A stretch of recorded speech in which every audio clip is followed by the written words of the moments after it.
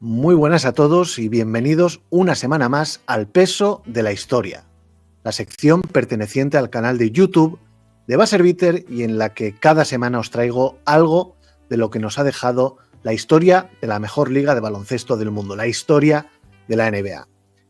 En esta entrega voy a ir con mi segundo redraft y he elegido el draft del año 1989. Y lo he hecho de una manera aleatoria. Ya os comenté en el primer redraft que no me iba a centrar únicamente en las grandes generaciones o en las malas generaciones y que iba a ir alternando draft de distintos años sin ningún motivo en concreto, y así ha sido con este de 1989. Un año random, pero que cuando me puse a repasar me he dado cuenta que es un draft que tiene dos características propias muy interesantes. La primera de ellas es que es un draft especial porque esta camada de jugadores no tuvo un rookie del año. ¿Y por qué? Os preguntaréis. Pues muy sencillo, porque en la 89-90 fue la primera temporada de David Robinson en profesionales. Robinson había sido elegido 2 años antes por los San Antonio Spurs, pero tuvo que retrasar su entrada a la liga hasta que finalizara su compromiso con la Marina. La segunda característica que tiene este draft es que hay que hacer mención a un jugador que se llama Dino Radja, que fue elegido con el pick 40 de aquel draft, pero que entró en la liga en el año 1993 y únicamente estuvo 4 años en la NBA, eso sí, con unos promedios espectaculares de 17 puntos y más de 8 rebotes por partido defendiendo la camiseta de los Celtics. Seguramente, si el croata hubiera estado más tiempo en la NBA, por supuesto, hubiera entrado en este redraft y seguramente en posiciones bastante altas. Así pues, vamos a ir comenzando, pero antes aviso. Así como en el redraft del año 1996 hice las 30 primeras selecciones, en este del 89 voy a hacer solamente 15, ya que no es un draft tan profundo como aquel del 96. Y vamos a comenzar con el pick número 15 de aquel draft.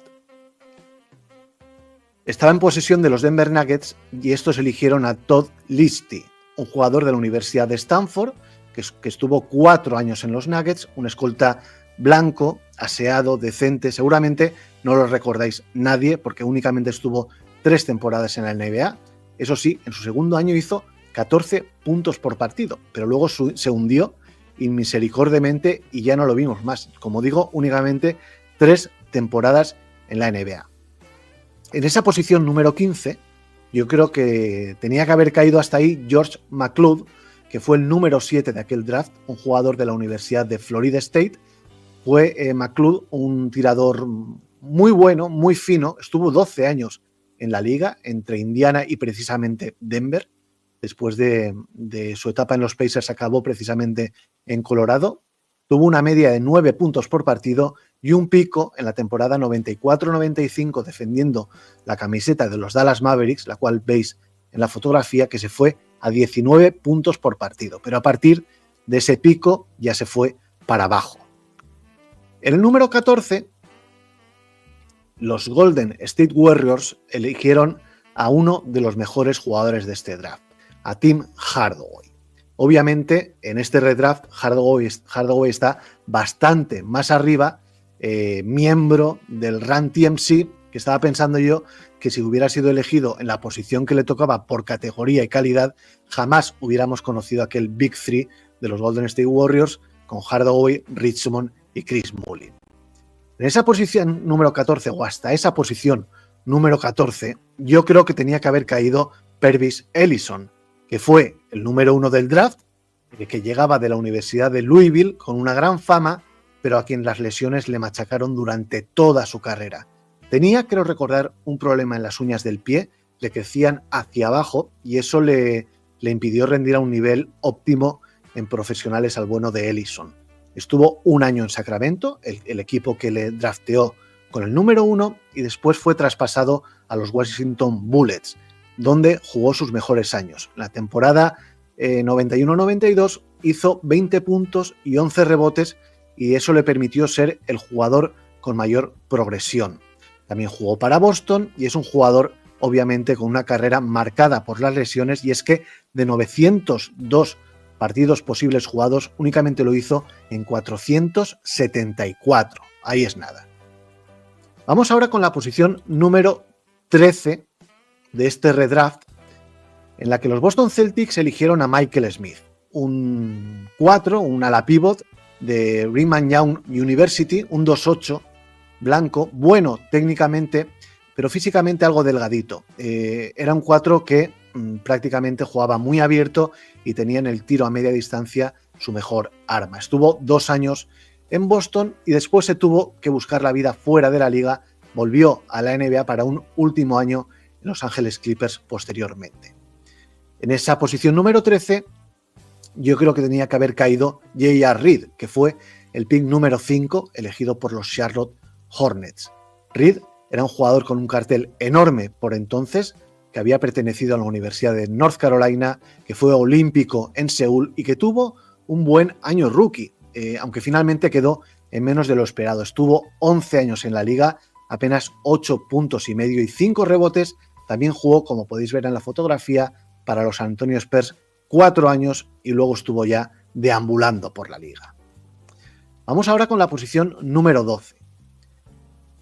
En ese pick, los New Jersey Nets eligieron a Mookie Blaylock, que era el lugarteniente de Stacey Kings en Oklahoma, pero que al final resultó ser bastante más que su compañero. De hecho, a Blaylock lo tengo más arriba en este redraft. Aunque hasta esa posición número 14 de los Nets, yo creo que tenía que haber caído o tuvo que ser elegido Dana Barros, que fue el 16 por los Seattle Supersonics, que llegó desde Boston College y que inició allí en los Sonics su carrera, pero explotó en Filadelfia. En la temporada 94-95, Dana Barros fue All-Star y jugador más mejorado de la temporada. Era un base muy pequeñito, eléctrico, muy buen anotador, que también perteneció a la disciplina de los Celtics y también de los Detroit Pistons más adelante. Vamos con el pick número 11 y en este caso le toca a Orlando Magic. Los Magic, con la primera elección de su historia, eligieron a Nick Anderson y desde luego fue una muy buena elección para ellos. Yo también tengo a Nick Anderson más arriba y yo creo que en esa posición número 11 debió ser elegido Sherman Douglas. En el draft original fue el 28, elegido por Miami. Douglas era un base de la Universidad de Syracuse, estuvo 12 años en la NBA. Un playmaker de 1,83, con un buen físico, una buena dirección, bien cara al aro también. Hizo 11 puntos y 6 asistencias en 765 partidos. Llegó desde el pick número 28, como he comentado antes, y jugó para Miami, para Boston, para New Jersey, para Milwaukee, para los Clippers. O sea, una carrera súper extensa y, por cierto, fue incluido en el mejor equipo de rookies de esa temporada.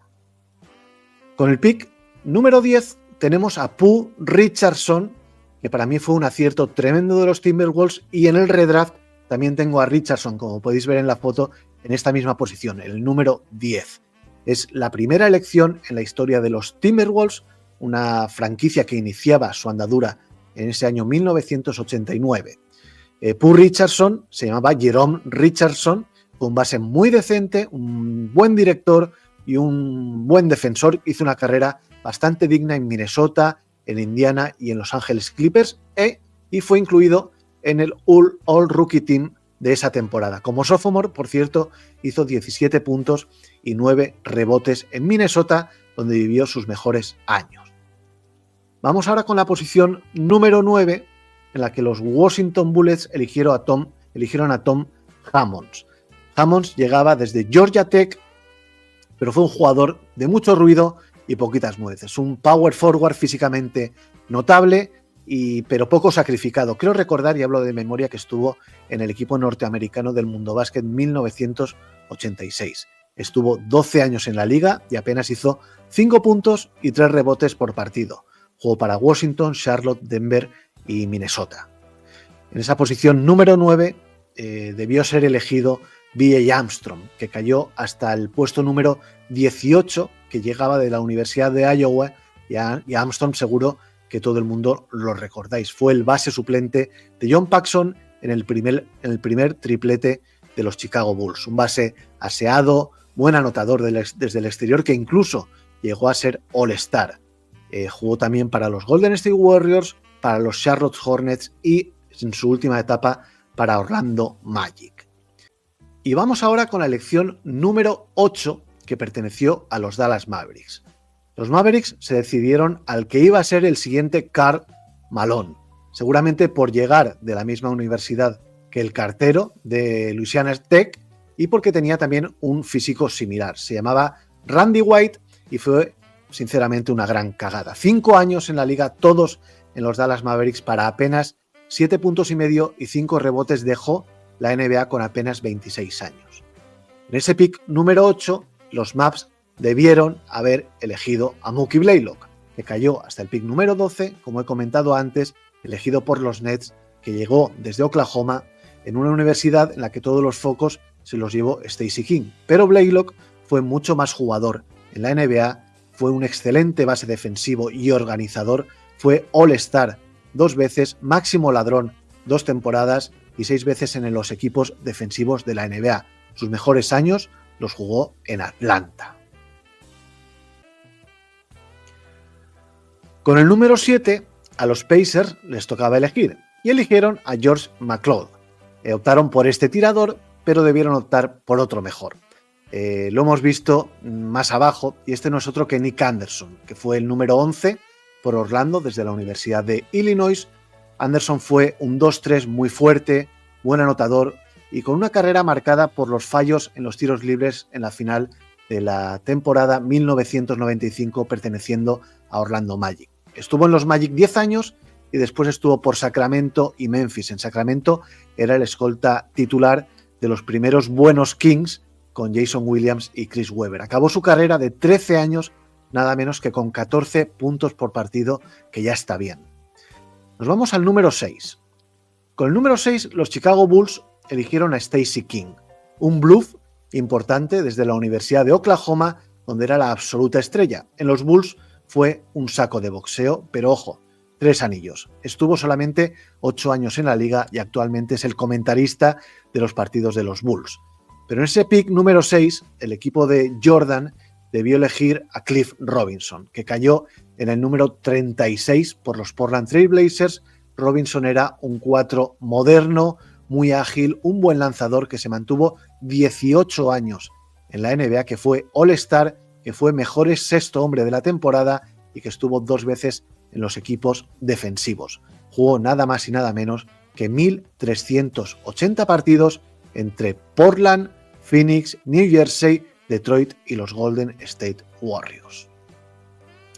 Vamos ahora con el pick número 5, donde los Charlotte Hornets eligieron a un jugador de la casa. Piquearon a J.R. Reed, que venía de la Universidad de Carolina del Norte y que tuvo, como he comentado antes, bastante más fama que juego. Pero en ese pick número 5, los Hornets debieron elegir a Vlade Divac. Habiendo elegido a Divac, la historia hubiera cambiado con el tema de Kobe Bryant. Divac fue el pick número 26 elegido por Los Ángeles Lakers. Hizo una gran carrera Divac, jugó una final con los Lakers, después jugó en Charlotte en aquel traspaso de Kobe Bryant que he comentado antes y sus mejores años los jugó como pívot titular de los Sacramento Kings. Fue All-Star y un absoluto icono en Sacramento y por supuesto también es Hall of Fame. Nos vamos al número 4, donde los Miami Heat eligieron a Glenn Rice. Fue una excelente elección, estuvo únicamente 5 años en los Heat hasta que fue traspasado a Charlotte por Alonzo Mourning.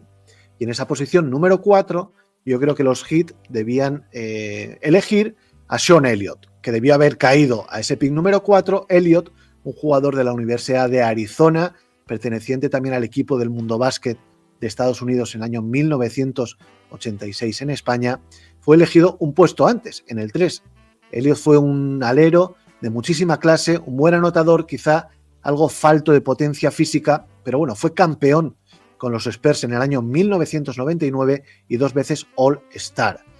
Comenzó con San Antonio, estuvo únicamente un año en Detroit en el traspaso de Dennis Rodman a los Spurs, después volvió a San Antonio, donde es una auténtica leyenda y que tuvo una carrera marcada por 2 cosas. Primero, el lanzamiento milagroso contra los Portland Trail Blazers que he comentado en alguna ocasión, y también por un problema de riñón en la recta final de su carrera. En el número 3, los San Antonio Spurs, como he comentado antes, eligieron a Sean Elliott, pero yo creo que en ese número 3 debió haber sido elegido Tim Hardaway, que llegaba desde la Universidad de Texas El Paso y que fue el primer rey del crossover. Fue el 14 por los Golden State Warriors, como he dicho antes, miembro del Run TMC, y es verdad que en sus primeros años Hardaway sufrió una grave lesión de rodilla que le cambió la manera de jugar a un juego bastante más cerebral y menos explosivo que sus primeros años. Tiene un currículum tremendo en Golden State y en Miami, donde es una auténtica leyenda. Fue 5 veces All-Star, fue incluido 5 veces en los equipos All-NBA, es Hall of Fame, y en el año 1997 fue el cuarto en la votación para el MVP. Ahí está eso, ¿eh? Vamos con el número 2. En ese pick número 2 elegían Los Ángeles Clippers y eligieron a un jugador que llegaba con un hype tremendo desde la Universidad de Duke, llamado Danny Ferry, que se negó a jugar en los Clippers y su primer año lo pasó jugando en Italia, concretamente en Il Messaggero de Roma. Durante ese impasse de un año en Roma, los Clippers acabaron traspasando sus derechos a los Cleveland Cavaliers a cambio de Ron Harper, pero desde luego Ferry jamás fue lo que prometía en Duke, ni en Cleveland, ni en los Clippers, ni en ningún otro sitio. En ese pick número 2 debió ser elegido Shawn Kemp. La verdad es que los Clippers tuvieron mal ojo al no fijarse en esta fuerza de la naturaleza que fue Kemp, que llegaba directamente del instituto y que cayó hasta el pick número 17 por los Seattle Supersonics. Un 4 potentísimo, espectacular y muy completo. Hubo años en los que Kemp miraba a la cara o a los ojos a Barkley y Karl Malone, aunque es verdad que fue un jugador con poca cabeza en general. 6 All-Stars, 6 veces All-NBA, y desde luego cuando decayó su físico, yo creo que en su etapa ya en Cleveland, adiós como jugador. No obstante, estuvo 14 años en la NBA promediando 14 puntos y 8 rebotes, que está muy bien. Y en el número 1 de aquel draft y en el número 1 de este redraft, los Sacramento Kings eligieron a Pervis Ellison, que ya he comentado que fue un fiasco de elección, que solamente estuvo un año en los Kings, que pasó sin pena ni gloria, aunque es verdad que los Kings rectificaron pronto. Y en ese pick número 1, para mí, el mejor jugador de esta camada debió ser Glenn Rice, que fue el 4 desde la Universidad de Michigan, que para mí fue el mejor, ahí con Shawn Kemp, de esta generación, un tirador letal, 15 años en la liga, entre Miami, Chicago y Los Ángeles Lakers principalmente, una media de 18,3 puntos por partido y 40% en triples, campeón con los Lakers en el año 2000, 3 veces All-Star, MVP del All-Star de 1997, 2 presencias en los equipos All-NBA y marido de María Cristina. Los más veteranos seguramente sabéis a qué me refiero. Y hasta aquí el redraft de este año 1989. Espero que hayáis pasado un buen rato y yo os emplazo a la semana que viene, donde hablaremos de algo que nos ha dejado la historia de la NBA. Pero antes, recordad que el fin de semana tenemos la pildorita de Carmelo Palacio y el martes va a ser Viter. Os espero a todos el fin de semana, el martes y por supuesto el próximo jueves. Hasta luego.